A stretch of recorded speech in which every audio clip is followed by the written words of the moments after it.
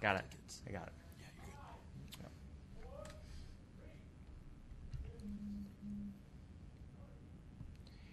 Good evening, everyone. Live from Las Vegas, this is the Sports Adrenaline Show. Tony Cardasco along with John Castanino, Matt Gutierrez, Haley Brooks with Haley's comments. We'll get to her in a minute. Luis Negretti. Rick Strasser has the night off. Richard Giacovino producing. Geez, these credits are just getting too long. They're longer than the show anymore. And, on that means tonight, we're just huge, Tony. Yeah, that's all it means. We're just growing by leaps and bounds. And, coming up on tonight's show, the Vegas Golden Knights doused the Flames, and in doing so, they set the record for most points for an expansion team in NHL. But they're still not good, history. according to Tony. And we're going to talk to Sheng about that. Can't wait. Sorry, Okay. I'm interrupting you. And his name is, our guest tonight will be Sheng Peng, who covers VGK for Hockey Buzz and other media outlets. He's going to be joining us. We'll also recap the USA women's gold medal game, and that was phenomenal last night as USA prevails. News from the Raider Nation. We'll talk about what's going on there. They're very confident about parking issues, that they'll be resolved, preparing for bids for the 2019 or 2020 NFL Draft, or both. The Running Rebels, back-to-back lackluster games. What's going on with UNLV? We'll do a little deep dive here. We have the Las Vegas Lights FC. Tomorrow we'll be at the Las Vegas 51's groundbreaking ceremony for the new Summerlin Stadium, plus boxing news as Canelo and Triple G 2. I think there's going to be a trilogy. We'll talk about that later. Let's hope. That is all set and ready to go. So without further ado, we're going to talk to Haley. And I think, Luis, we're going to talk to Haley. And Haley and I have this beef going on. So what does this beef stem from, Holly? It's about Haley. Cardi B. Is it Cardi B's fault? Holly. If I want was to gonna go say there. holla. A little salty sponge over here right now. Come on, man. Tony has How's the another wind? show called The Dasco Effect, and I, out of the goodness of my heart, thought the guys could use a nice Valentine's Day out, so I had Backstreet Boys tickets, and I invited them to take a woman to go see the Backstreet Boys, but instead they all hang out with each other and go see the Running Rebels. Wow. Whatever, it's cool. It's cool. You're sports guys. We're sports people here. It's whatever. But Tony goes on his Cardasco Effect show and just crushes my hopes and dreams and just laughs that I offered them Backstreet Boys tickets. Well, that's kind of rude, Tony. But Tony doesn't have a heart. So there you go. I mean, In other news, no, I don't even know what to say to follow that up. But I would have picked the Backstreet Boys. We're going to be Haley. Did you say something over there? We're going to be checking in with Haley. Of course, if you have any comments, please chime in. And later on, I think we'll continue our beef because I'm going to ask her about whether men like John. Tony. Wrong show. No. Men like me? No, like guys like John, guys like John, a carryover from last night's show. If guys like John are allowed to wear jeans that are ripped or frayed. We're 2 minutes in. We've gone off And the he's rails, been, guys. hey, Yeah. back to the news here. So thanks for the Backstreet Boys ticket request there. Or, No, offer. Thank you, offer. Thank you. And Shane let's. would've went. Yeah. Shane Fine. would've went. Over the Running Rebels, what's their record? Oh, boy. Exactly, right? My point exactly. All right. As good as it should be. Let's get to it. Let's start off with the knighthood. And Golden Knights back on track now. They've won 4 out of 6 games. Back on track, he goes. On this homestand. One game they lose, they're Back they're on track. Back on track off the after you rails, lose a they're game. falling apart. Wait. Just so you know, he's like Debbie Downer on the night. Yeah. Okay. So, completely. So Every- last night. Back on track, he goes. For the last record, night- Team in the NHL. every single, whether it's a I've been road working on trip, lines, guys, all day. Road So trip or last night- homestand, Last night, they're they gonna fall handled. apart. Last night, the Golden Knights handled the Calgary. I still call them Calgary. yes. Calgary Flames and their mamas. It was a Mom's trip. mom's trip. Yeah, 7-3. 7 different Golden Knights scoring goals last night with the victory. VGK passes the 93-94 Florida Panthers for most points recorded by an expansion team with 84 points currently. And the banner's definitely coming down, for Florida. And hopefully, are we going to put up a cheesy banner? No. Absolutely not. No. We're going to put up one that matters. Cup and one. Okay. We're going to put up a Sheng Peng Pacific is with champion. us. A few banners are going up this season. I only Shang- believe in a championship banner or a conference finals banner. I don't Thank believe in you so division much. banners. Thank you so much. And I think How long will it be until they start retiring numbers? So I think Fleury's Oh, number end will of the be up season, there I'm by sure, the yeah. end of the season. Yeah, for sure. Chance. Sheng, some of the highlights from last night's game, and welcome to the show. I'm the guy that has the manners here, on the show. Yeah. I wouldn't call it proper manners to turn down Backstreet Boys tickets, though, Sheng. For the running Rebels, dude. I got like an hour's notice, man. Like my friends, ESB. my It friends, was very last minute. my wasn't it? friends take 3 hours to get ready. So just so you know, go ahead. Well, Sheng, let me ask you, because Tony didn't really actually ask you a question. No. I said, what were some of the highlights? Oh, Backstreet Boys. Okay, we'll start with highlights. the most Start important with question. highlights. What were last some night, of the 7 highlights? different scores. I mean, Yeah. it's pretty amazing. Well, I this think I team's just been said doing it all that. season. Right. What in the world? Go ahead. Okay, some of the Focus, highlights. John. Focus. David Braun and Alex Tuck were excellent last night. Alex Tuck has done a nice job filling in for James Neal, especially last night. And Tuck did say that David Braun is one of the smartest players that he's ever played with, to which Braun said, well, Tuck must have played with some really dumb players. And also said that Braun is the best puck possession player that he's ever played with. So maybe McPhee shouldn't trade Braun. Yeah. So, speaking of trades, obviously coming into the season, the whole mindset was Perron and Neal are going to be Right. gone mid-season. These are essentially rental pieces Right. because of their contracts, because they're free agents after this season. Team's not going to win this year. We can use those pieces to get something major back. You can't do that now because you're the points leader in the NHL with only a few weeks to go in the season. So, what do you do with those guys going forward? Oh, man, it's hard to say because both of them are crossing 30. They're both excellent players now, but it's hard to say that you want to give either of them a 3, 4, or 5 year deal. That's trouble down the line for sure. So I think that you keep them for now for sure, but unless they're willing to sign kind of team-friendly contracts, then you might have to let them go over the summer. What do you think they're looking for, and what do you think would be exactly a team-friendly contract versus what they are looking for? Well, my feel from it is that Neal is more willing to sign. Neal has made a little bit more money than Perron in his career, so that might be a bit of a difference. Perron has kind of bounced around a bit, and I think this might be kind of Perron's kind of last big contract, and so he might be looking to cash in. In terms of actual dollars and figures, it's a little bit hard to say, but I think ideally for Vegas, though, you want to kind of keep the deal to 2 or 3 years, and you can't afford kind of a fat hit, though, so a fat cap hit. So. And where's Perron? I mean, is he a $7 million a year guy? Is he a Oh, five and a no. half? I mean, what's his number? And do you feel like McPhee would pony up for a couple of years for a player like him? Neal is making $5 million right now. Perron is making 3.75. So I'm thinking that Neal maybe around 6, Perron maybe around 5. Maybe that's what they're looking for, kind of. And we'll see if McPhee will match or not. Yeah. So again. You don't know Tony all that well. Yeah. Tony's been down on this team.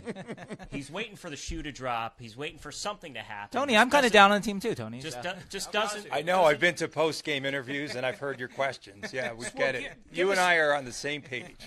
Give us your perspective here. How good is this team, or where are the gaps that you Sure. see in this team moving forward as we inch closer to the playoffs? Well, let's start. They are a legitimately good team. They play fast. They have a whole team of players that can play kind of the way that Gallant wants. And they are beating teams legitimately. So let's get that out of the way. They're not a fluke team by any stretch of the imagination. But are they the best team in the league? Are they the best record in the league? Well, they do have the best record, but are they really that team? Are they the favorite to win the Stanley Cup? I would say probably not. I think that they're a good team that has gotten hot in some places. And so that's kind of carried them to where they are. And so when we get to the playoffs, we'll see if it lasts. I hope so. I'm not rooting against them, and I hope that Tony and I are wrong. Yeah. Here's my contention with that. Tampa Bay has been touted as the best team in the league pretty much all year. They're 2-0 against Tampa Bay. Nashville, considered the best team in the West. They're 2-1 against Nashville. The one loss being in Nashville, 1-0, where most people would say they outskated Nashville for the majority of the game and just went up against a really hot goaltender. What about this team says they're not one of the top 2 or 3 teams, or that this can't be sustainable going through the playoffs? Well, you just look at their lineup up and down, and maybe it's a little bit prejudiced because some of these players were cast-offs, that sort of thing, But they don't have a superstar kind of player, they don't have a superstar kind of player that can kind of make something out of nothing, kind of like a Kucherov or Hedman, or if we're talking about Nashville, Subban, Yossi, players like that. Vegas is made up of a lot of very good players. Marchessault is probably the closest to a guy who can make something out of nothing. But I think, though, that especially on the power play, when you're playing a good PK, you need a player that just makes something out of nothing, a Crosby, an Erik Karlsson, who happens to be available right now. Mm-hmm. So who's going to get Erik Karlsson? I'm sorry. No. Who do you think is going to get him? I don't think it will be Vegas. Vegas has, I believe, the assets to acquire him, but McPhee is understandably reticent to decimate his farm system for Karlsson, because that's what he have to do. He have to literally destroy his farm system and maybe add on a guy like Shea Theodore to a package to entice Ottawa. So maybe a team like Tampa Bay, Nashville, who they can kind of approach things with more of a win now attitude than Vegas. Mm-hmm. Now, I hate to make this comparison because everybody here knows how much I hate the New England Patriots. But when the Patriots made their first Super Bowl run back in 2002 or 2001, they didn't have any superstars on the team. Now, Brady ultimately became a superstar, but they didn't have any on that team. That was a team that collectively played as a unit, maybe better than anybody that season. They were the first ones to come out in the introductions as a team as opposed to being introduced as individuals. Just because they don't yet have an established superstar, isn't it fair to say that they, going forward, may have that guy already on the roster? Right, you're not wrong about that. And speaking of the team mentality, one of my favorite stories from this year was when Marchessault told me that he signed his deal, which was a 6-year, $30 million deal, a $5 million cap hit. He said that he signed that $5 million cap hit to match Riley Smith's, because that's what Smith makes now. And I've never heard a player say that. He said that he went up to Smith and he told Smith, I respect you a lot and I want to make what you're making. And so it is a great team. And it is possible for them to win the Stanley Cup. I'm not saying that they can't. I'm just saying that they're not my favorite. Mm-hmm. So who's your favorite going into, let's say things stay where they're at right now. Who's your favorite going into the playoffs? Right now, I like Nashville and Tampa Bay. I think Winnipeg is very good. I think they are better than the Knights. Boston might be better, too. So those are sort of my upper crust teams. Vegas is very good. It wouldn't surprise me if Vegas made it to the conference finals. It wouldn't surprise me if they made it to the finals. So, but isn't the NHL, of all the major professional sports, isn't it the league that, and I don't want to go out on a limb and say, chemistry trumps talent, but when you get into a playoff scenario, don't we see that often enough where an 8 seed can get hot at the right time and beat a 1 seed? It's happened before. What happened to the Blackhawks? Was it last year or 2 years ago? They got swept by, I can't remember who it was in the first round. But, a hot goalie. Right. Sure. Right. I mean, doesn't chemistry mean that much more? And it seems, again, to us, and granted, this market is very new to Major League Sports, but the way this team is cohesively gelling together, don't you think that's a big factor as far as how far this team could go? Right, but it cuts the other way, though. Vegas is actually the number 1 seed here, so can a number 8 team like Minnesota take them out in the first round? Absolutely. Yeah. This isn't the NBA. Right. I wanted to talk about Marc-Andre Fleury, and sooner or later he might wear down because he's starting to play a lot of games. It's piling up.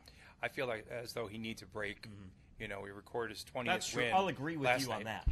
And I wanted to ask just your take. I think we'll see Mac's legacy on Friday night. Right? Yeah, the LA, one of those 2 LA games. Yeah. Well, so I think he's going to need a break here just so he doesn't pop guys. He took a nice swipe last night. But I wanted to ask you if you feel as though at this stage of the season that Fleury is a viable candidate for the Vezina Trophy. He hasn't played enough games, so I don't believe so. Yeah. He didn't play enough games. I know it's it's apples and oranges. Is but that he why didn't you play think enough maybe games he's to get into the All-Star game either? Yeah, but is that why you think he's maybe trying to play as much as he possibly can? No, I don't believe he cares about winning the Vezina or not. Okay. It's just that he's by far the best goalie available to the team. And for what it's worth, I don't know if he's worrying now more than he's just kind of at the All-Star break, his numbers were astronomical. If they had stayed the same way, they would have broken records. And that's not supposed to happen. Especially, this is a good defensive team, but this is not like one of the all-time great defensive teams of all time. Right. And so his numbers were bound to kind of fall down to earth. I don't know if he's really that tired or anything like that because they've played a lot of games. He has played a lot of games in a row, but there hasn't been any back-to-backs. So I think this is kind of just normal workload for him, and he's not playing as well because it was bound to happen. He wasn't going to play, like a Yeah. And so Oscar Dansk, last night, 39 saves for the Wolves. He's won, since he's come back, he's 3-0. How soon do they bring him back up? It's hard to say. I think definitely Danks is playing for a position on this current team because we're not sure how long Subban will be out. And so is it possible even that they call up Danks to play one of these LA games? It's not impossible. It depends, I guess, how good he looked in Chicago. I had to talk to my people there. But one thing to remember, though, is before this stretch where Danks won 3 games, his last action was October 30th. The game that he got hurt against the Islanders. And so it's a little bit rough to, even though he's played 3 games, a little bit rough to call him up and tell him, hey, you got to win.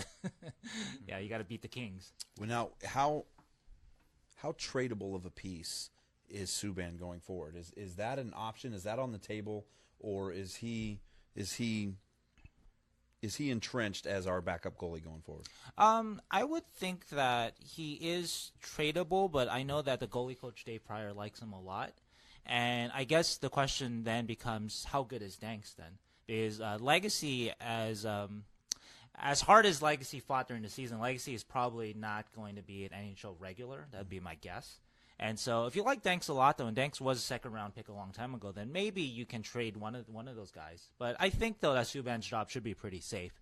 And with goaltending, you want to have as much depth as possible. Who has the higher ceiling between those guys, between Dansk and Subban, in Subban. your opinion? Subban. Yeah? Yeah, absolutely. All right. Subban's ceiling can be higher than Fleury's possibly. I mean, Subban, it's easy to forget now, but Malcolm Subban is actually the highest drafted Subban. PK was a 3rd-round pick, and Jordan, the other brother, I believe, was a 4th, 5th-round pick. Wow. So the way he moves, I mean, you really see the flashes speed, right? Yeah, absolutely. Been around the league for a long time, and covered, I'm sure, in multiple places. Can you describe the atmosphere in Vegas? I mean, is it second to none right now, or where is this comparable? I know a lot of people have compared it to Nashville last year, but what do you think as far as what the fans at T-Mobile bring every night? It's really special. I tell everybody that this is the year. If you want to come to Vegas to watch a game, this is the year, because the out-of-town fans, for them, it's sort of a destination place. So they're making a trip. The Vegas team is good, and that matters a lot, because when you have like these half-half crowds that we've been having, half whatever Rangers fans, half Knights fans, and the Rangers fans start chanting, when your team is bad, you don't chant back. You don't feel like emboldened to chant back. But when your team is good, though, you chant back against that, and so then you have this kind of a warring energy. And Belmar actually put it really well. Belmar, of course, started playing in Europe, and he said that this atmosphere is the most like European sports that he's ever been in. He loves it. And, if you follow European sports, soccer match or whatever, right? The fans travel a long way, right, to support their teams. So it's kind of like that. How much of that do you credit to in-game production, and how much of that do you credit to the actual fans and their willingness to just get behind their team? I mean, it's I think a little bit of all of that, and also too, great in-game production, and also just the fans being willing to do it, and of course just the team being good. It's just a kind of a perfect mix this year, So we're lucky to be there, lucky to be watching these games. Let's see what's happening on Facebook, and we'll get back with Sheng Peng here in just a minute. But let's check in with Haley. Haley's comments. Do you have any comments? Yeah, actually, you always have comments. I know, always. I know. It's always on the brain. Actually, first I want to clear up, because when I comment in the comments, I comment as Sports Adrenaline.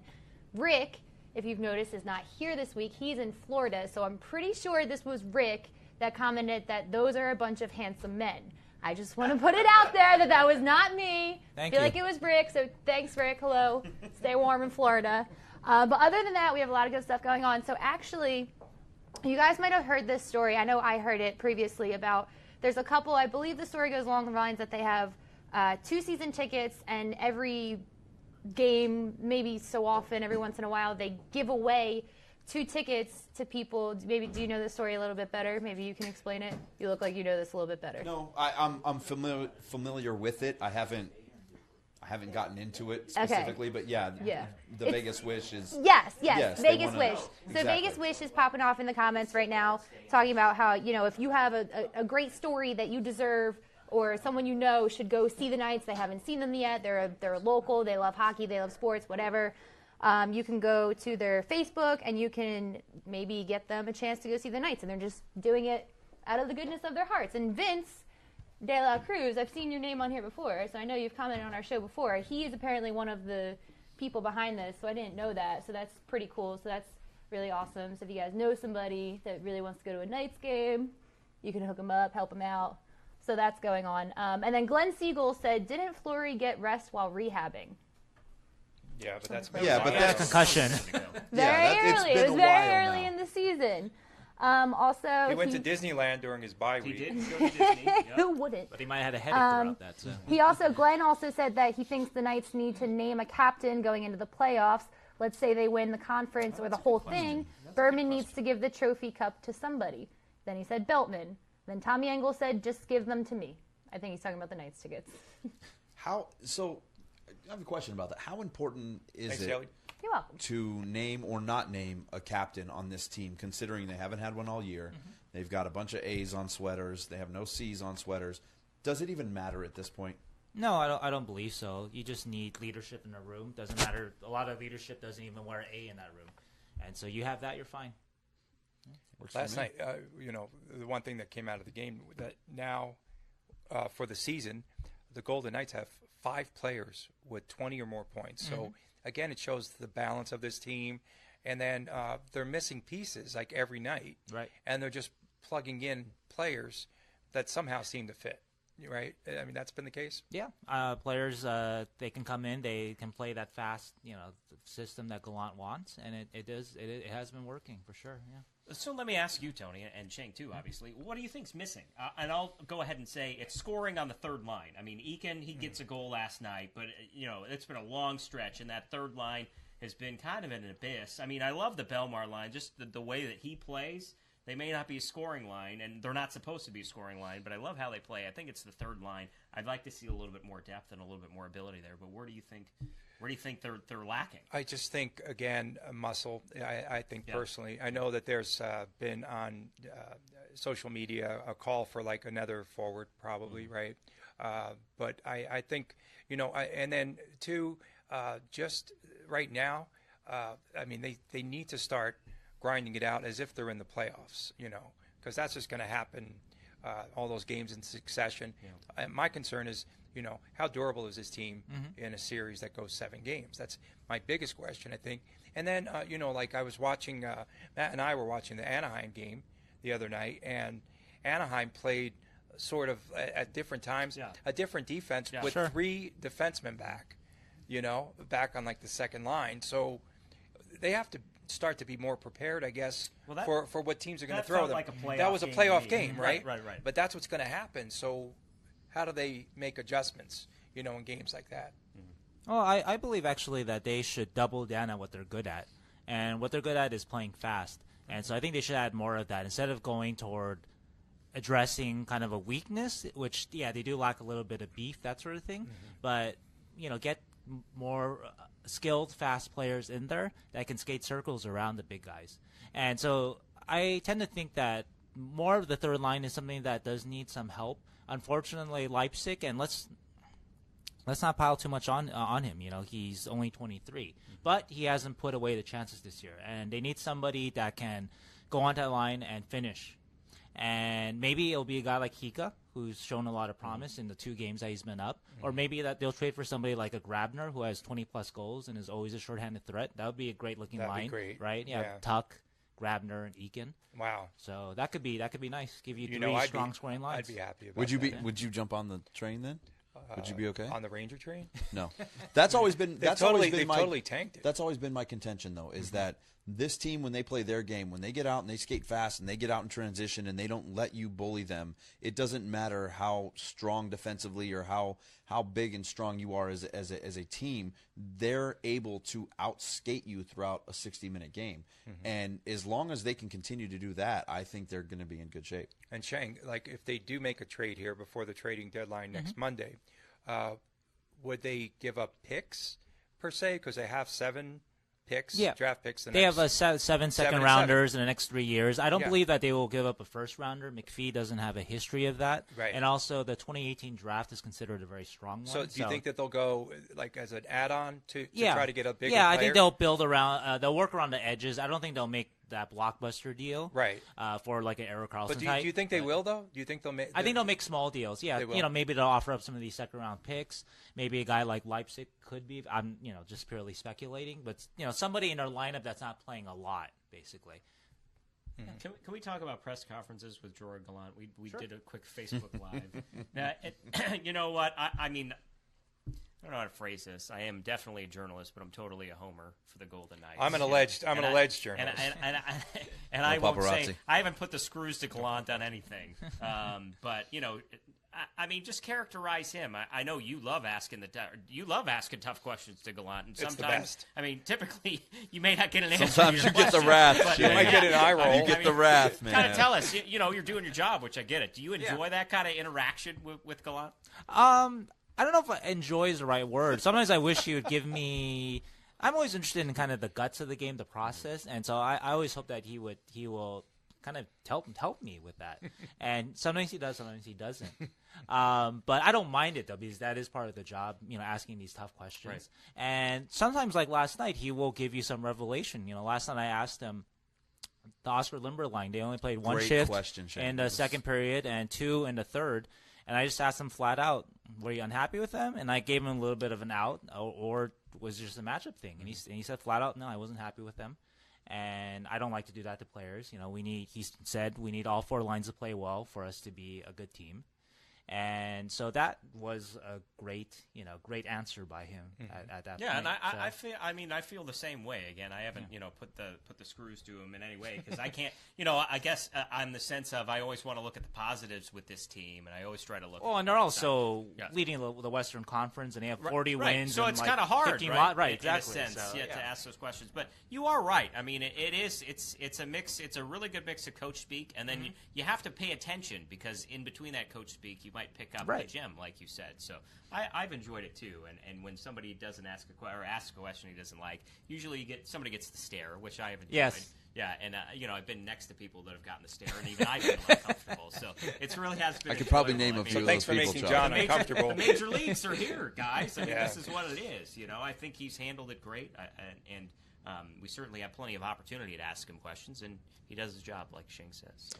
Yeah, I like listening to Gallant in press conferences, whether it's practice or post game, because he's generally willing to expand on whatever the question is. He doesn't give you the Bill Belichick nonsense answer. Sure, he's not that short. Or the Greg Sure. Popovich answer, Yeah. where it's just a yes or a no or a ridiculous look. He will, even if you can see that it visibly irritates him that you ask that question, he's still going to expand on it just a little bit, enough to give you something going forward. And I think that's great with Gallant. And I think that's one of the reasons why his players love him so much, is because that's what he gives to them. It's not this just abrupt kind of in your face. It's I'm going to talk you through it a little bit, and I think that's what makes him such a great coach. Right. That directness is definitely a part of his, I think, coaching repertoire. I think another thing that's a plus is the fact that I don't think he has sort of he's not beholden to like the icons of the game, that sort of thing. People can see that. In Florida, he had Yager. Yager, that's the biggest name in hockey pretty much. And he used to curse out Yager, just make fun of him, call him old and things like that. And the players saw that. And players would be, wow, he's even, giving crap to Yager. And if you can do that, and Gallant has sort of that cachet that he played, and he was a pretty good player too back in his day, everybody falls in line. How much of a factor is it that, at least from what I can see, and I think what a lot of people can see, is that this team has completely bought into what Gerard has been selling since day one. And I know that is not the case with every team in the NHL and with every team in professional sports. It's got to be a massive factor, I think, to this team's success that they've all really bought in, and there's no outliers here. I mean, it seems like everybody's on the same page. No, it means everything. Going back to Tony and our belief that maybe this team isn't a great team, and that's because the talent may not be great. I mean, it's not Tony's the most a hater, talented don't worry. team. It's Watch not the out most for talented Anaheim team right in the now. league. Watch out for Anaheim. It's not the most talented team in the league. Yeah. But everyone has indeed bought in, and the one guy who didn't buy in, that Russian dude, is What was his name? I don't remember. Yeah, exactly. Shippy.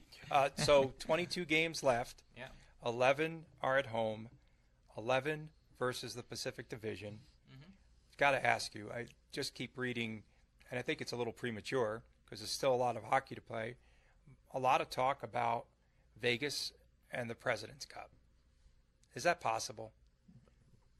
Well, absolutely. it's possible. Is it going to happen? Is it going to They happen? lead the league probable? with 84 points. Yeah. Of course, Is it it's going- possible. I would think it's Okay. probable at this point too. I mean, I think it's a jinx, Yeah. to win the President's Cup because only 8 teams won the President's Cup and then came back and won the Stanley Cup. okay. Well, Last you know team, what? Chicago. But, But we don't really. I mean, honestly, I what's wouldn't your care feel? about it. What's your feel? Yeah. Let's Sheng. Well, yeah, I mean, I do always think that the bottom will drop out a little bit. Not a lot. It's still a good team, but enough that maybe they won't win the President's Trophy, but they keep winning, right? And the Pacific is pretty much conceded to them. Our buddy Jason from Sinbin, he talked to the Calgary guys yesterday, and he said that the Calgary guys had more or less conceded the division to Vegas. So that's already wrapped up. The President's, a little bit different, more of a challenge, but definitely they can be there, though, for that. Let's check in with Haley. We've got some Haley's comments here. I think, boy, it's cooking tonight. You've become is. really I need to popular do my finger exercises. because everyone knows how much of a Backstreet Boys fan you truly are. Okay, fine. We'll start there. We'll start there, Tony. Sheng! Backstreet is back, Sheng. So, actually, we've been drinking on the set tonight. No, we haven't. Yeah. All right. Happy hour. It's happy hour. Ginger ale. Yeah. Tony Engel actually said, "Can we get a band for the show?" So I've got told one. him that Tommy Gunn. I would offer it to Backstreet Boys, but I really don't think that you would approve of that. So I just bring 'em in. No. Bring 'em You in. said a band, and Just it's saying. didn't you say a talented Aren't they a band? group, though? They're not a band. Yeah, I know they're a band. Play well, any we didn't count on the instruments? show, then why are you here? I'm just kidding. I love you. So Feisty. anyway, Come on, Cardi B, get back to it. back to the comments over here. I just lost the show. So I posed the question to everyone because we were talking about, no captain and everything. So I said, if the Knights had to have a captain, who would everyone pick? So Vince, back to Vince. Oh, by the way, Vince told me he sees a pizza in my future for mentioning Vegas Wish, and that is the best fortune that I've ever had in my life. We all So, get pizza. it said Haley. Grimaldi's. I was eating It's my Grimaldi's. heart-shaped That's pizza some good on pizza. Valentine's That Day. is some good pizza. So anyway, I posed the question, if you had to pick a captain, who would it be? Chris William Wynn said Carpenter. He has quickly become one of his favorites out there. He is on fire. At Carpy Deuces. That man. He also said either Schmidt or Carlson, but then he said, if they had to name a captain. Vince said Marcia Shaw. And we had another one, and I can't find it, but I'm sure it was Wild Bill. Riley Smith. Riley. Yeah. It was you go. Riley. Yeah. We had Riley out there. So that's what we got cooking over here. Wow. I Are see there some other new stuff. anything Oh, else? I Other also questions? saw. Yes, I also saw. Tommy Engel also said, "Well, in God, where I'm assuming he meant where in God's name are the hockey bobbleheads? I'm assuming he means the bobbleheads. That hang Yeah, out. for players. Great Don't question. include venomous So- lizards. Yeah. What is he? A Gullah Gullah lizard? And there was a Is that what huge he is? fight. Gila Huge monster. fight Gila over monster. the bobblehead. I Over the just- chance Okay, bobblehead. I yeah. just looked on eBay for how much these things are going for. $150? There is a chance bobblehead on eBay for $5,000. Nobody's buying that. Swear Now, to there's God. one up Hey. for charity. Yeah. There is one up for charity for Well, the is it Golden that Knights one? Foundation. I I don't hope know if it's that that same one. This one has free shipping. Yeah. Oh. There's Oh, one wait, up for wait, charity for I know Sheng what you were Peng. saying. Oh, wow. I know. Okay. You didn't get yours, Shane? You I missed did. it? It's up for charity. Did you get Oh, one? okay, okay. Charity auction. Did you guys? The media didn't get them. We did actually get one. Yeah. Wow. I got one Oh. piece. Oh, You got us Shane, one. you put yours up for charity. It looks like you're going to make me look bad if I didn't do that. For charity, yes. I got it. Your That's shrine my charity. 5-year-old, so it's all good. That's charity. And I want to thank my sister for donating hers to my son. That's pretty awesome. I want to ask Sheng about Carpenter, right? So, a point we haven't touched on. I mean, how do you pick up a guy off waivers? How does a team let him go and fall into Vegas's lap? And is McPhee known for this kind of stuff, finding these kind of gems? I mean, we see it with Subban, Right. we see it with Carpenter this year, but does he have a track record? Isn't that the entire team? Yeah, it's the Vegas touch. Yeah. It's the Vegas flu, but the good part of it. So. But speaking of Carpenter, though, the scoring's not going to last. So let's just put that out there. Sorry, guys. Right. He's not going to keep scoring at a 50-goal pace or whatever he's at now. But Carpenter, I've spoken with a couple of scouts, and one scout in particular actually always liked Carpenter, even going back to last year. But he told me that this year in San Jose, Carpenter was not very assertive, and he's found that in his game this year. And so going with what he said, Carpenter can definitely help the team going forward. But, we had to, I think, limit our expectations to third, fourth line, and probably not the captaincy. So that's a little premature. A little bit. I wanted to talk, Sheng, thanks again for coming down. But before you leave, we want to talk to you about the women's hockey team. Team USA last night, spectacular. First time in 20 years capturing the gold medal by beating the Canucks. They could beat not the Vancouver Canucks. Close enough. Yeah. What about the deke and the double deke and that move and the call? So Oops, I did it again Right. is the name. That's for Haley there. Oops, I did it again was that move by Jocelyn Lamoureux. But just recapping the game last night, spectacular. What a game. It was amazing, and I feel bad for those Calgary fans that came all the way out here to watch their team lose to the Knights, and then they went to Beer House afterwards to watch their national team lose to USA. I saw the video. Same thing. Yeah, I saw video of that, and looked like some pretty defeated Calgary fans watching that game from Beer House. That was good stuff if you're a USA what's your fan. opinion on shootouts, Sheng? I mean, it's brutal to end a gold medal match, I think, on a shootout. I like what the NHL does, the 3-on-3, but a shootout to decide an Olympic gold medal. Yeah, Gallant even said today after practice that last year he actually lost the World Championships on a shootout, and he said that he thought that was the end of shootouts deciding big games like that. But I guess Olympic rules are different. And we can throw out another shout-out to our buddy Jason from Sinbin. He said he talked to Lucas Biza, and Lucas Biza, who is Swiss, actually walked out during the shootout. Again, he's Swiss, and it's just because he was so upset that the game was exactly. Yeah. He was so upset that the game was decided. Such an important game was decided by the shootout that he just couldn't stand it. Yeah. It was decided by a shootout, but if you watch that overtime, USA dominated the overtime. Yeah. They had possession in Canada's zone for probably 15 of the 20 minutes. Most of the overtime. In my opinion, the correct team, if you can say that, won in the shootout. The team that dominated the overtime won in the shootout. But it would have been nice to see another 20-minute 4-on-4 or a 3-on-3 or whatever the case is to decide it. In this case, I think it worked out the way it should have worked out. But, shootouts are tough. That's a tough way to lose a gold medal. In the medal rounds, they should go suddenly at the overtime. Like NHL playoffs. Right. I should have watched the BBC coverage last night again, of the hockey game. Well, the USA. It would have been monotone. What do they say? All the names wrong? The NBC homers last night, of course, were, oh, man, not a shootout. I hate to see this game decided on a shootout. Yeah. Oh, they won the shootout. And then you just go, yeah, it was great that they won in the shootout. It's like it was. Well, it is. It's fun. Don't get me wrong. Shootouts are exciting. They're fun. They're great to watch. But if you're on the losing end of a shootout, it's devastating. It's devastating to pin all of your hopes on essentially a penalty shot times 5. In this case, times 6. It's always one of my favorite images, right, of just sports, right, over decades now, is Rooney making that stop on the penalty shot off the stick of Augusta, right, because she had scored previously, and then on a nasty shot too. I was like, oh no, this is not good that she's going to shoot again. Yeah, and then she just kicks the puck out, and they just go crazy, like a 20-year-old goaltender, and the way that she handled herself was amazing, even afterwards, right? It was a great moment. I was just like, I'm always going to see that when I think of Olympic heroes like Miracle on Ice or whatever. I'm going to think of that. I really will. That was just fabulous. It's good stuff, man. Yeah, they said 38 years ago. That's when the U.S. to the day. Yeah, to the day. Yeah, right. Miracle on Ice. Yeah. Well, not officially because I think it was tomorrow. Yeah. Yesterday. There. Thanks for ruining the moment, Tony. God, leave it to Tony. Yeah, be downer. That's what they Leave said. it to Tony. Sheng, tell us how people can find you. Yes.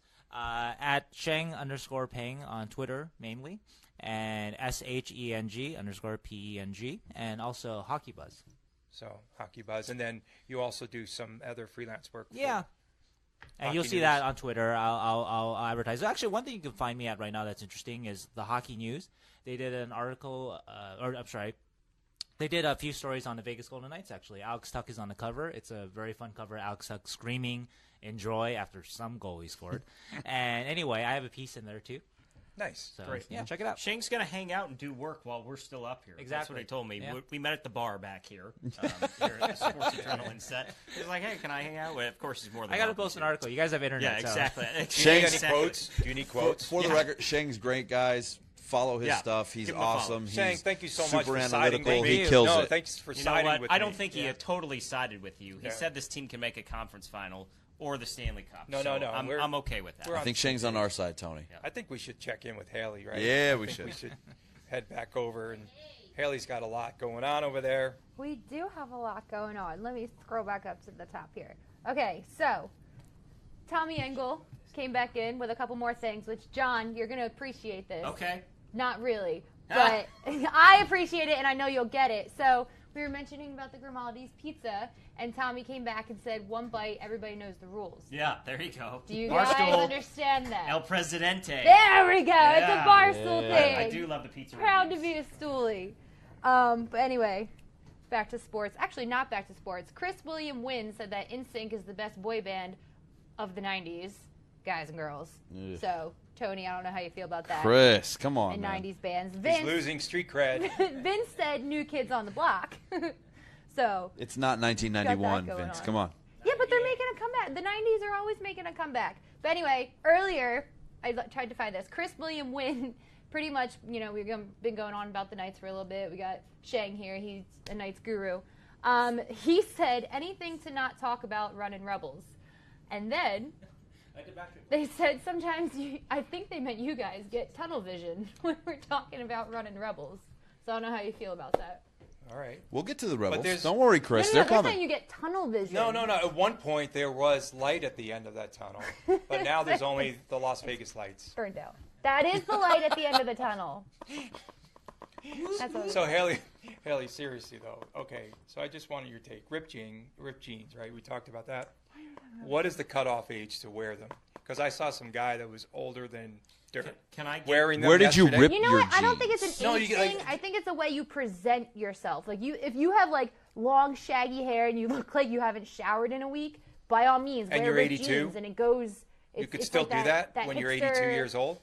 When you're 18, 82. 82. Yeah, I've seen some like 82. Like I picture the whole state of California looking like that. Honestly. So most women say, though, seriously, I hate to be off topic here, but most women say that they like ripped jeans better if they like naturally rip, rather than going out and But buying. how do you know? They generally Ripped or free. naturally Do you, like- rip in the wrong place. Do you That's what I examine say, the too. jeans? What's that? I don't understand how you know if they're fake ripped or real ripped. I don't. How the hell are we on jean ripping? I don't. Well, no, our beef is continuing. What's going Hey, on? Haley, can we ask you, NASCAR weekend's coming up. You know, Yes. you're over at the Speedway now. She works I at the am. Speedway. Sorry. Back to sports, Tony. What's what's going on over there? You guys Well, ramping honestly, up? if you want to see ripped jeans, it's gonna be a Speaking of NASCAR ripped jeans, weekend at the yeah. Speedway. if you No, wanna it's see better. it. They're better looking on women. Seriously, guys, dudes, Well, give it up. anything's Don't better buy. looking on Two- women. Those are Two more weeks, sorry, cut-off 2 weeks. Maybe shorts mullets. at the Speedway. Dave's Dukes. I think the cutoff should be Michael Jordan for ripped jeans. If you're younger than Michael Jordan, you should not wear ripped jeans. And if you don't know this Tumblr, it's WTF is Mike wearing at tumblr.com. It was started a few years ago, and it's just pictures of Michael Jordan wearing ridiculous clothes. Oh, And that's nice. Do That's people still hilarious. use Tumblr? Is that a Go- thing?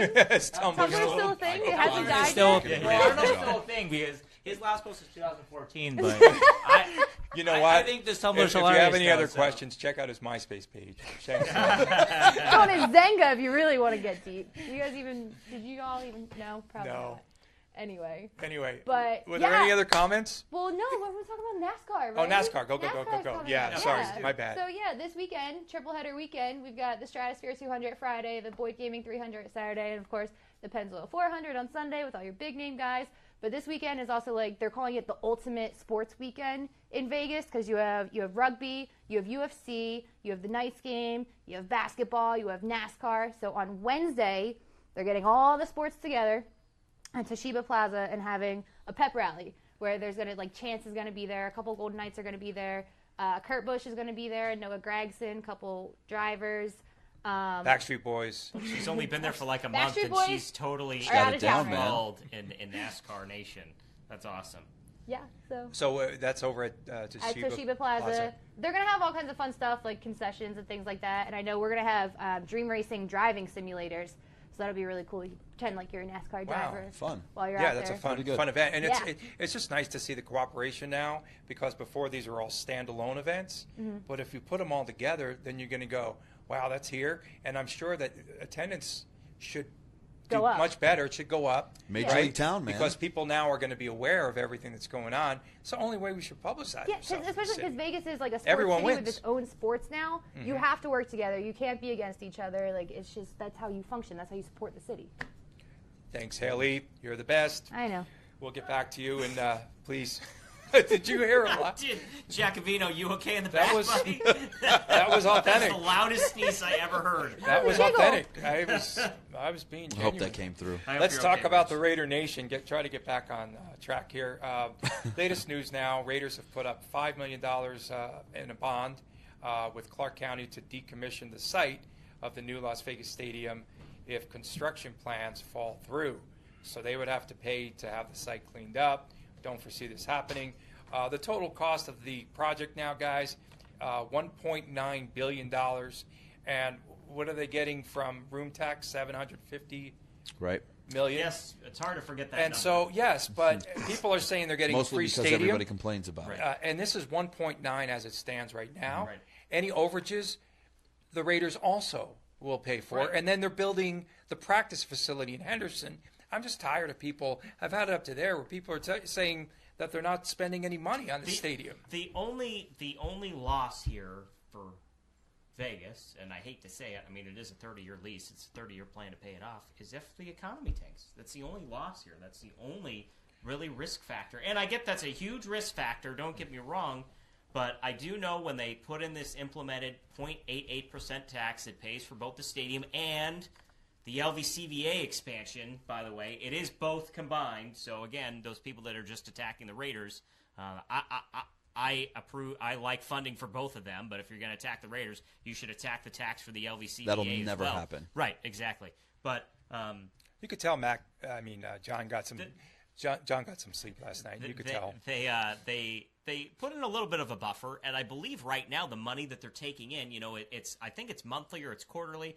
But it's well above. I believe it's quarterly. It's well above what they need to bring in. Yeah. So the I think buffer right now they're built. 6.5% for this last quarter above where they should be. Yeah. Is where they're at. I mean, it wasn't a strong quarter. They're catching up. Well, in the last quarter of the year, if you've worked in Vegas in the service industry on the Strip, you understand the last quarter of the year is generally the slowest quarter of the year. And you couple That's that with what the happens. incident on October 1st. Right, and October 1st helped was nothing at all right. in terms of the last quarter. Right. But, I mean, the money's going to be there. Vegas would have to go through unprecedented. An unprecedented kind of recession, worse than what we had 10 years ago. They would have to go through a recession like they've never seen before to not be able to hit these numbers. The numbers are going to be there. They're going to make the money. They're going to generate that revenue. And the Raiders are here for a minimum of 30 years. They can't do anything to break this lease in the next 30 years and leave Vegas on the hook, short of some local tax being directly targeted or targeting directly the Raiders Stadium. That's the only thing that will give them a loophole. A nationwide tax that comes from the government that says we're going to target every stadium does not count. It has to be a local target versus the stadium. They're not going anywhere for 30 to 50 years. This will be paid off. You don't have to worry about coming out of pocket or whatever it is that people are freaking out about. John Gruden on the field says now what? Marshawn Lynch, if he returns, he wants him to be the featured back. Right, and why not? That it's kind of be his final year, right? Most likely, right? And maybe he gets one more. I don't think Lynch comes to Vegas. I think Lynch is only going to play for the Raiders as long as they're in Oakland because he's such an Oakland guy. But you need to make him believe that he is going to be the featured back. Whether or not you use him in that role once he signs or once he decides he is going to stay is irrelevant. You need to make him think that he's going to be the feature back. And the way that John Gruden uses running backs, that power running scheme that he likes to use in short yardage situations where you line up a fullback in front of a big running back, that's tailor-made for the type of back that Lynch is. I think it only benefits him as well as the Raiders for him to come back and be that feature back. And then you have two scat back style guys in Jalen Richard and Washington. You have two guys there that can kind of spell him. You can use them in different ways. You can use them in the passing game more so than what you use Lynch. But Lynch needs to be that guy. Run him. He's got to be the workhorse. I mean, why not? He's got plenty of muscle to say that he can take a pounding still. If it's the last year, I mean, is he not going to want to run the ball? I mean, I think you just run him until, like I said, final year. If it is, why not? I would think that he'd want the ball as much as possible. Not only that, his average this last season didn't drop from what his career average is. He had a very productive season when he was actually given the football. The problem is they didn't use him enough down the stretch. Or, I mean, not even that. The first half of the season, they didn't use him late in the game at all, right? Not that, the middle part of games. The first quarter, you'd get a good dose of Marshawn. Second and third quarter, you really wouldn't see him, and then they'd bring him in late to kind of try to close things out or get them back into a game. But he can be a guy, based on what we saw as far as production goes last season, he can be a guy that is your feature back for the duration of the season. And if he's not, then you move on from him after this 2018 season. But I think you need to go all in with Marshawn going forward. The next Stadium Authority meeting is coming up next week on March the 1st. And I know on the Las Vegas Raiders Report podcast this past week, I know you guys were talking with Tommy White from the local 872. Parking issues still at the forefront. It's a major topic.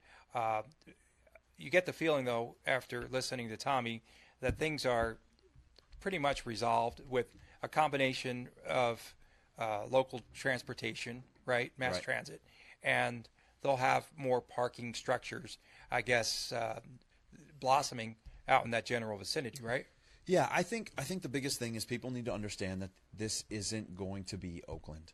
This isn't going to be the same type of tailgate experience that you get at the Coliseum. Does that mean it's going to be better or worse? We don't know yet, but you're going to have a different kind of atmosphere when it comes to the Vegas Stadium and it comes to pregame activities. You're still going to have the Raiderville.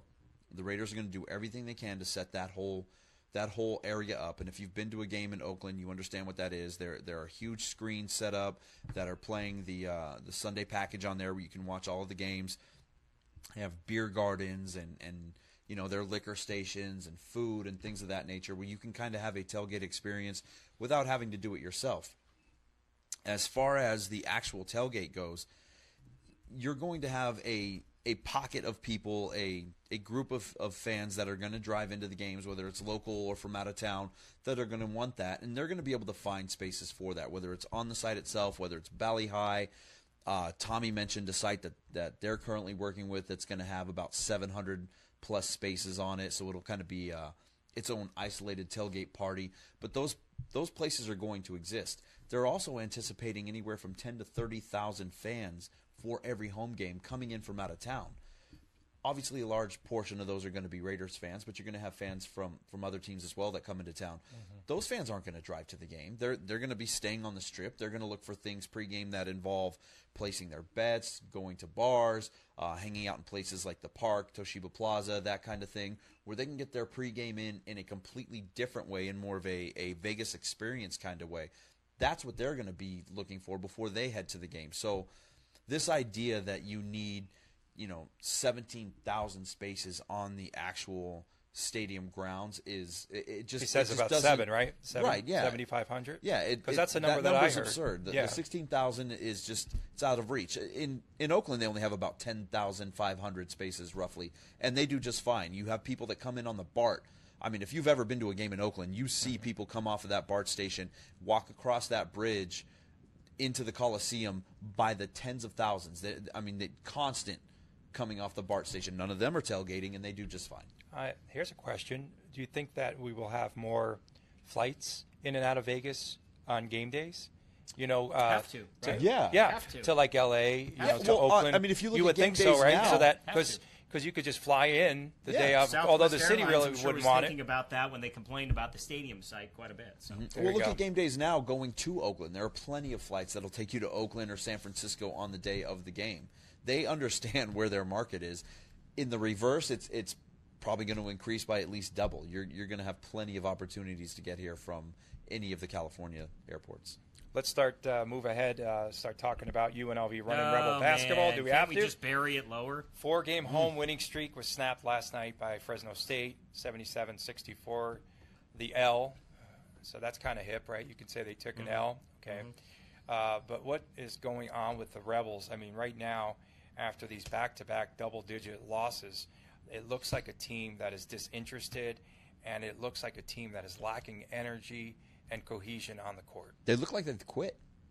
They honestly look like about 6 minutes into that San Diego State game, like they just decided, we're not going to win this game, so let's just mail it in from this point on, and they never refocused going into the Fresno State game. 81 turnovers in the last 5 games. Wow. That's a little over 16 a game on average. Man. We talked about I said this last 100. week, I wasn't Tony. that far off. You weren't that far off, and that's embarrassing. And we talked about it last week. After the Air Force game, you had a couple of players come into the press conference. They were asked about the turnover issue because I believe they had 18 in the Air Force game. 18 in the game, yeah. And they laughed it off. They said it was we were playing too fast and just, stupid mistakes. And they laughed it off like it wasn't an issue. But you go back to the last 5 games, 18, 17, 19, 12, 15. That's a lot of turnovers to have in every single game. And they're just sloppy And ones. it's not getting better. It's not like they're trying – they're just throwing the No, ball these over aren't players' great heads. defensive At this teams. time of year, you should know where other players are. There should be some chemistry on the court. And instead, they've gone backwards. And on our podcast on Monday, which John missed, but on our Knights, go. Yeah, but on our podcast on Privileged. Monday night, what did I say? I said that I said, could this – we've seen the run out of the Rebels. And like as soon as they lost to San Diego State, I go, maybe we saw the run. Maybe that's it for this team. And maybe now, who knows? Well, the hope was that game against San Diego State was the outlier. That they'd played so well in those 5 games. They won, 4 out of 5. The only loss being the overtime game in Boise, which isn't a bad loss. Maybe this was an outlier game. Maybe they didn't have it that day. They mailed it in early, and we can move past that. But no, you got more of the same against Fresno State. This team, if nothing else, is extremely inconsistent. They don't do any one thing well, and I think that's their biggest problem. And they live or die by the 3 a lot of times, and they were 0 for 10 from behind the arc in the second half last night. Also, where's McCoy gone? Where has McCoy's offense gone? McCoy is what are the numbers here? I have it. He's 10 for his last 33, and a lot of those he's decided he's going to fade back and take 3-pointers or 18-foot jump shots. Yeah, and I think that's just his own development to try to give scouts a look at, oh, great, he can take the outside shot. Yeah, but he's not even making the inside shots now. Right. I mean, he's shooting 30% in his last 3 games. Man. He's looked terrible, and he's missing shots from inside the paint. He's missing these little bunnies. He's missing dunks and layups. This just isn't the McCoy that we saw for the last few weeks, or the whole season. He's been extremely efficient, and that has gone away. Nothing new from Javon Mooring, 3-16, 1 for 9 from 3. He did make 4 out of 4 from the line, though. What was his last big game? Was it the Air Force game? What? Yeah. Boise. So he's got, 2 or 3 more Boise, games yeah. before he has another good one? Maybe New Mexico, Sunday morning. I mean, he's 1 out of every 7, right? Yeah. A couple things, right? So after last night's game against Fresno, I didn't watch the game. I'm not ashamed to say it at all. I did not watch that basketball game. I did have it on the phone. I was just checking the score. Oh, they're down by 18. Oh, they're down by 21. Oh, they're down by 14. I really didn't get engaged with that game at all. Watched the post-game press conference. Marvin Menzies doesn't say it's because of a lack of effort, and he says maybe it was a bad scout. And I think, and I kind of pause, and I don't know what to make of that. If it's a bad scout, that's on the coaching staff. If this team is not playing hard, that's on the coaching staff. Now, and I'm not judging yet. The jury's still out for me on Menzies and his staff. It's not leaning in the right direction, though. That's on the coach to get these kids to play. I was just talking with somebody. he's trying to break into college basketball. Basically, he's trying to walk on somewhere. And I was like, what's the deal here? He's into the Rebels. He watches.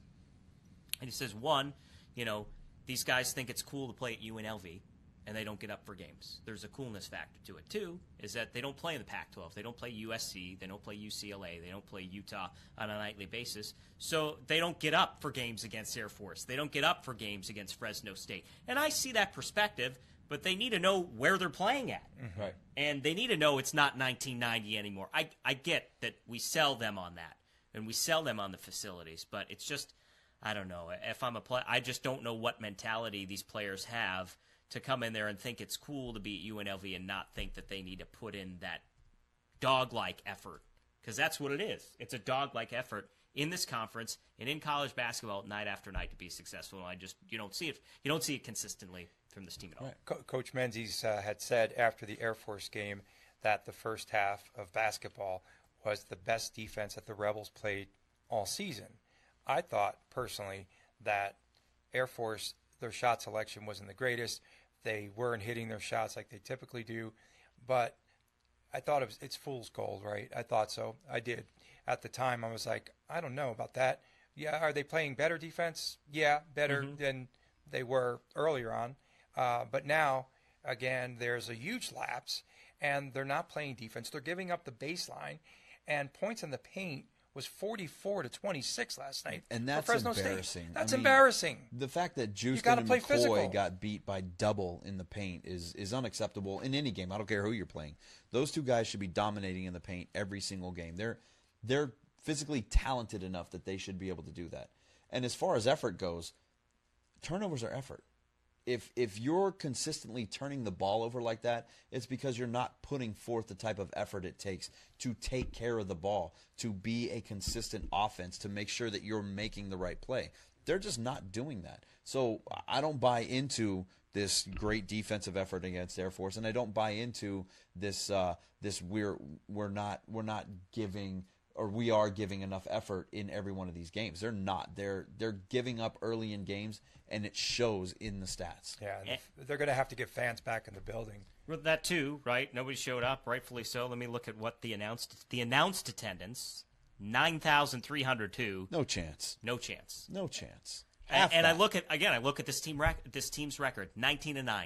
They're a 20-win team. Imagine if are they going to get the 20th win? Are they going to get the 20th win at this stage? I was going to say, what's the last three games? So who do who do they have left here? So they go to New Mexico on Sunday. They lost at home to New Mexico. Reno back here, and then at Utah State. They beat Reno when they were playing way above their heads, in my opinion. So that's going to be a tough game. Yeah. Reno's going to win the conference. And then you have Utah State on the road in Logan. I think they'll get one out of. Well, they'll get one out of three. Maybe, but even if they do, which one? New Mexico. Even if they do, they're on a 1-4 stretch to finish the season, possibly 0-5 stretch to finish the season. Hopefully they get to as 20 it is wins. right now. They're in a 3-way tie for what, 4th place? Yeah, I mean, they could easily be in a play-in game. I think we should check back in with Haley. Haley. All right. So speaking on the Running Rebels. Wait. One question. Have you ever done drunk karaoke where you sounded like Fergie? Is there any? Oh God. That was Tony. Sorry, I had to. You know, she hasn't said anything. We've got to and it's making me really upset that she hasn't addressed the fact that she sucked on national television. She did. She said she was sorry. I didn't see that. Yeah, she said that she didn't mean to disrespect the national anthem. She just tried. She was trying so hard to be so bad. like I don't understand. I swear she did it on purpose. Anyway, you know what? I'll give her credit. She sounded better than I would if I went up and did it. So good job, Fergie. Anyway, speaking of sad things, Tiffany Castanino actually said #sad, #hashtag said, #sad. Sad. Say that 10 times fast. Speaking it's on good saying Running Rebels. Around our house. Sad. Chris William Wynn had 2 comments. He said the effort last night was inexcusable, especially after getting embarrassed down in San Diego Saturday. Marvin and his staff have their work cut out for them. He also said, "You're right, Matt. McCoy is supposed to be a first-rounder, and he was non-existent in the first half yesterday." Also, somebody had made a comment. I'm trying to find. There it is. Jeff Bassing said that's a legit jersey and hat lineup on the console. The Orange Stars Jeff. jersey is awesome. Yeah, you Kevin love the McReynolds. throwback Stars jersey, man. Was it a Kevin McReynolds? It's one of my Was it- favorites in there's my no- collection. That's my first question. Tell us No. about the history of that jersey, because I remember Yeah, that's I was there year- the first season. Yeah, that's year 1 or 2 right there. Yeah. My dad actually got me that throwback jersey. Because they were affiliated with the Padres. They're affiliated with the Padres, yeah. Scheme. Well, early on they had the yellow and brown. They had the orange and Yeah. brown. They stuck with kind of the Padres theme, yeah. and then eventually moved on to the. They went blue and red for a little while. Remember that? Mm-hmm. Went with the blue and red, and then they went teal and purple. Then went to Dodgers. They've been all over the place. Rich, let's stay on the wide shot for a little bit. Luis looks like he's going to pass out here. Yeah. So You know what? We'll give him 5 You know minutes. what? to You sit guys, down. wait. No, I'm gonna. I'll Luis take is over on the camera. handheld. Follow him. Luis, Follow him. jump in here. What are we going to talk? Luis, jump in here and talk about the Yeah. lights. What are we going to? Oh, yeah. There we go. Lights FC. Yeah. All right. Tony's going to work the camera. Oh, so God, this is Vegas gonna be a Lights FC. disaster. They've got their third exhibition matchup against DC United coming up. Are you okay to make it over here, Luis? Is DC Tony United on okay to Saturday. hold that? Luis, have you been out for both games to this Yeah, point? I've Just worked kind both of, games. you know, I know it wasn't a sellout last Saturday when they lost to, was it not Montreal? Who do they play in game 2? They had Vancouver, the Vancouver. Whitecaps. So they About lost- 6,000 there, Yeah, I would say. No, it 3-2. was 9,000, I think. Okay. Oh, Maybe- 9,000. No, it was 8,000 for sure. Maybe announced. I would say Okay, 6,000. not a sellout. No, that was 6,000 tickets were sold before the game, the day before the game started.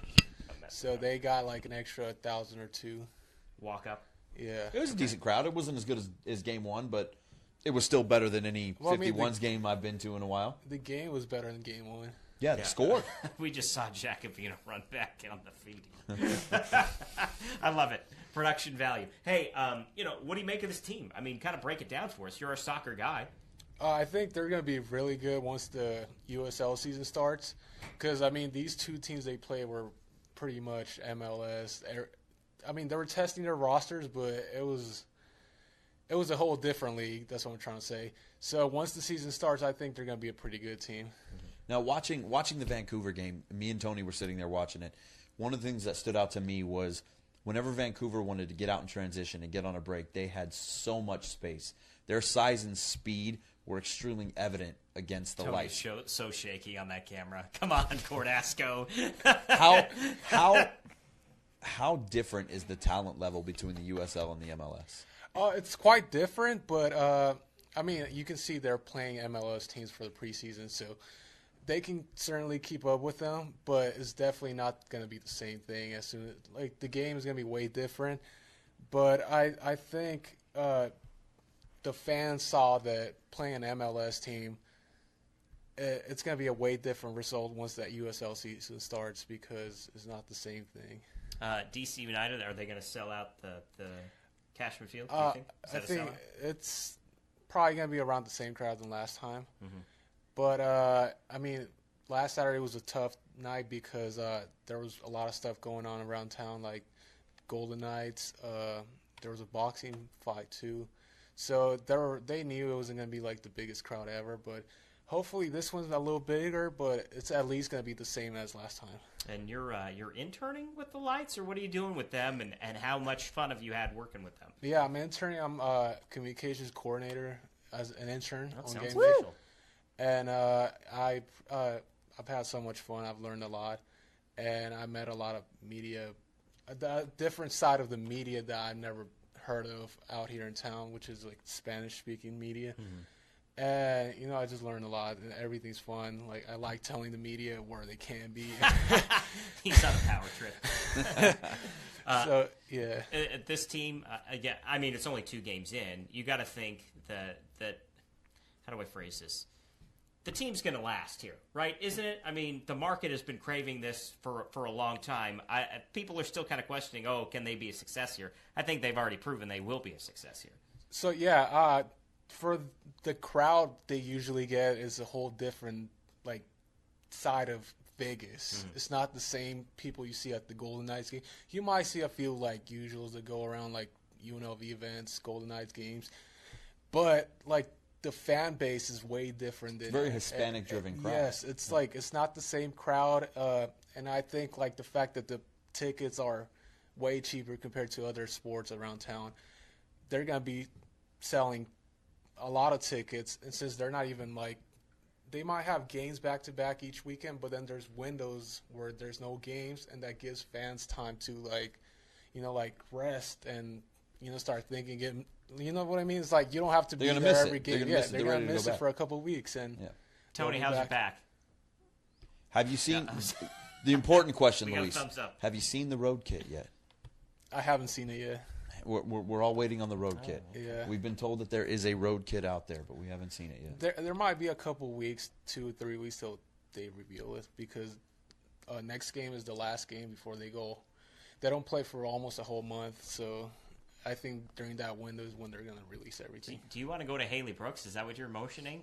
Okay, so Tony wants to go to Haley for some reason. I'm not sure if it's to give her a hard time about an issue. I know there's no new comments coming in. I mean, it seems like we kind of blazed through the comments early. But actually, there was like a total of 78 comments today. So that's good job, guys. Oh my gosh! I'm Watch not your ignoring framing, you. Tony. Watch your framing. I'm ignoring framing. Tony. What am I doing? Yeah. Okay. I don't know. It looks like Please go relieve Tony. How's your back? Is it better? Louis, come back to work. Yeah, Luis, come back. I have some bad news for Tony, though. Sheng's here. Sheng, do we have a trade? In. What's going on? Did you post your story? We have a trade. Wow. Oh, my God. Hold on. We have breaking news here. Breaking news. It's bad news. Okay. Golden Knights fans, too. The Rangers have traded Michael Grabner to the New Jersey Devils for a second-round pick and a prospect. So why would they like trade him to the Devils? A second-round Long pick. time since they've traded with them. Yeah, that's a crazy trade, right? The Devils are starting to play tad better. They're in the fringes of the playoff race. All right, well, we didn't lose anybody, so Yeah. we just didn't gain anybody. All right. You see me walking Yeah, through. We're all right here. You flew. Oh, I'll give you a C- on what you just did production-wise, Tony. Yeah. But My Luis favorite- is very thankful. Yeah, thank you. Thank you so much. And that's not heavy, by the way. And the other thing is, when it's framed up in there, in your viewfinder, it's not Luis's fault. It looks like it's framed up. But you guys are telling me the shot was enough. Luis is the expert. Okay. Favorite part of the game the other night? Lights. And then we'll move on real fast. That's the sound of the police. Chalise getting... Oh, they did stop it. Yeah, why? The DJ was playing. There it were a and lot of changes between week 1 and 2. Two complaints they had from game 1 was the goalie and the The only 2 complaints Luis said from game 1 was the goalie and the DJ, which those are both viable complaints. they replaced I don't both know. of I had them. fun with both of them. Yeah. So, I mean, They have to play the sound of Chalise The now. goalie came out to midfield, I think, 3 okay, times. so Chalise clothesline somebody. he gets thrown out of the game, red carded, goes in the stands, enjoys a cigarette. He's smoking in this, and he's yelling with the fans. Yep. It was amazing. And then he was tossed along with the assistant coach, Isidro Sanchez. But that was my favorite part of the game. Exhibition game this Saturday. DC United comes into town. Chalise had the best improvement from the first to second game. 4 times in the box in the opener, 19 times in the box in the second game. There we go. So they were a little bit more aggressive. Let's talk about the Las Vegas 51s, guys. We're going to be at the We got a lot groundbreaking of ceremony. news this week. Yeah, looking forward to that. yeah. So the Finally. new stadium in Summerlin, $150 million project. We're finally going to see shovels in the ground tomorrow, and that's going to be exciting. Yeah, after 36 years, they're going to have a brand new ballpark to play in. More of a state-of-the-art kind of ballpark, one that is going to. I think more than anything, you're going to attract more fans. You're going to be right across from downtown Summerlin in the Red Rock Hotel. You're going to have a little more of a game day type of experience out there, where you can go do your shopping and go to restaurants and go to bars and then hit a baseball game for a few hours. And I mean, like I've mentioned before, my dad's had season tickets since 1983, year 1 at Cashman Field. I've been going to those games since I was 4.5 years old. I'm excited to see a new ballpark finally, since the Las Vegas Stars here. Yeah, if anybody's earned it, and not deserved, but earned it, it's the Las Vegas 51s. They've been loyal to this community for a very long time, and it's really brought a lot of smiles to a lot of families and a lot of kids' faces. And when was their PCL championship, Tony? Was it in the 80s? 80s, I mean, they haven't won a title in a Second- while. But second year, right? It doesn't matter, right? Like 84 maybe? Yeah. It was early on. was early on. The point is that they've been here for so long, and they've never been really bad. They've never been amazing. That's what minor league baseball is. But again, I think they've earned it. And something I read from Alan Snell, our friend Alan Snell from LVSportsBiz.com, just thumbing through, the Cashman Field has been a bit of a black hole for the LVCVA. They've been losing money, just funneling money into that, relic, hosting the Cubs and hosting all these major league teams. That I get, the complaints associated with this 20-year, $80 million deal, $4 million a year, just to name it, Las Vegas Ballpark. But I don't think they're losing as much money as you may think, pumping money into an old relic that Cashman has been. Now they relinquish control of that. It's not a lost number. They don't have to pay staff over there. They're just paying for the naming rights, and it's not a loss. It is a lot of money, but it's not a loss for what the LVCVA does. No, this will be a positive for the 51s. I think you're going to see a much better turnout on a game-to-game basis with fans, and just a better overall game day experience with baseball. In boxing news, they finally have the venue, as we anticipated, for the Triple G Canelo Alvarez second fight, the rematch. And that'll be on May 5th at T-Mobile Arena. I mean, what a shocker, right? We talked about it last week. Yeah. It has to be in Vegas. Yeah. As great as the pipe dream of being in Jerry World is and holding it in Dallas in that ridiculous stadium, that's not a boxing venue. That's not what you want. You want the atmosphere. You want the fight town behind it, and no better city is suited to host a major fight than Las Vegas. I mean, maybe Madison Square Garden. You could throw them in there, obviously, but Vegas is fight town, and their first fight was at T-Mobile.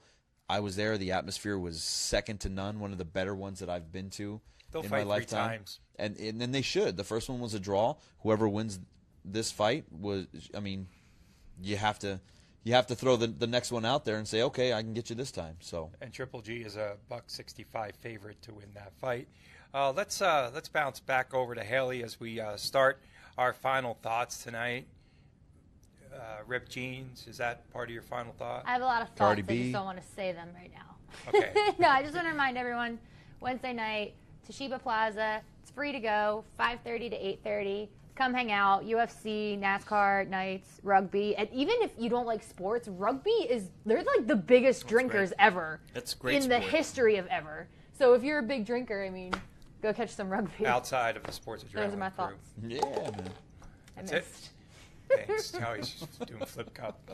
Matt, final thoughts? I'm going to jump back to UNLV. I'm going to jump back to the Rebels. A lot of people have been asking the question, is Marvin Menzies the guy? And I think that's an irrelevant question at this point because, unfortunately, Marvin Menzies has to be the guy. Everybody looks back at the Tark era and says, this is a legitimate program. This is a program that needs to have a top-name coach in it that's going to go out and win 30 games a season, that's going to take you to a Sweet 16 every other year, that's going to make a Final Four run. And that's unfortunately not where this program is anymore. We saw that just a year and a half ago when they got rid of Dave Rice and they went through this coaching search. They went after big-name guys, and one after another, those guys went away. They hired a quote-unquote big-name guy in Chris Beard, and he lasted all of 19 days before he bolted for a different program in Texas. Marvin Menzies is the guy that has to be here. Whether you like him or not, whether you believe in him or not, he has to be here for at least a few more years. Allow him to at least establish some type of consistency with this program.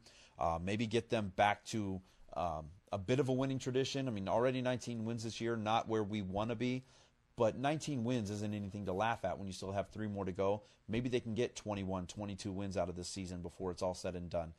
Allow Menzies to work his system, get his guys in place, and hopefully turn this program somewhat in the right direction. If Menzies goes away after this season, you lose your recruits like you did when Dave Rice left. You lose any type of momentum that you may have been building over the last couple of years. Whether you like Menzies or not, whether you believe in Menzies or not, give him a few more years so that you can at least establish something in this program similar to what we've had in the past. Thank you, Matt. And to that point, the Rebels landed a big man, 6'9" player, Joel DeTombe. Oh, okay. Last week. Yeah, thank you. Top 150, right? Go ahead. I'm sorry. Yeah. What? Did I know you're busting my chops. I Because am busting your chops. I'm going to look at this camera over here, Rich, so Louise can get a break. Yeah, hey, final thoughts. I'll keep them quick. Tomorrow, 10:05 a.m. What happens? The first pitch of the spring training official schedule has arrived, and the Cubs are going to, yet again, win Nope. the World Series. Nope. You heard it here first.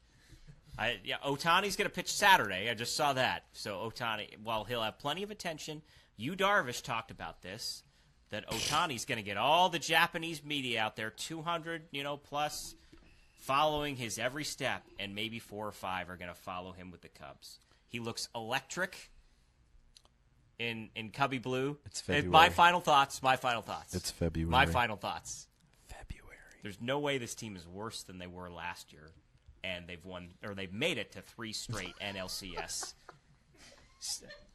What's so funny? No way they're worse. They've only added pieces. So that's my final thought. Cubs in 2018. Thank you so much. Bank on it. And Bake John right there. I was looking at the wrong camera. Shoot, this one's not on me. It was on the middle one. My final thought. Major League Baseball, pace of play, major topic. Oh, right? man, I should have talked about that. Tony would have been pissed. Managers and coaches are going to have to make a pitching change if they go to the mound to do a visit after the 7th time during a game. Joe Girardi made 7 visits all of last season. Do you know that? I think if that. Let it go. He's not managing them anymore. Mic drop. I don't even. That's it. I'm done, man. Beautiful. I was going to go on. Nope, let it go. That's it. Well, that's a wrap. Unbelievable. It's a wrap, fellas. Unbelievable. We'd like to thank everyone for tuning in. Sheng Peng, thank you so much for joining us. And our expert here on Vegas Golden Knights. Check out hockeybuzz.com, not .org, not .net. Okay, .com. So for our entire crew, for that brilliant cameraman and soccer aficionado, Luis great job, Luis. For who else is here? My number one beef, Haley Brooks. For Matt Gutierrez, I'm not drinking out of my solo cup. Yeah, we had 2 Matt cocktails Gutierrez. today. Yeah. And thanks to Sheng for encouraging us. for John Castanino, our producer Richard Giacovino, I'm Tony Cardasco. 3 Italians that's like a Gordie Howe hat. Yeah. Sort. We thank you all for tuning in on the Sports Adrenaline Show. We'll see you next week right here. Good night.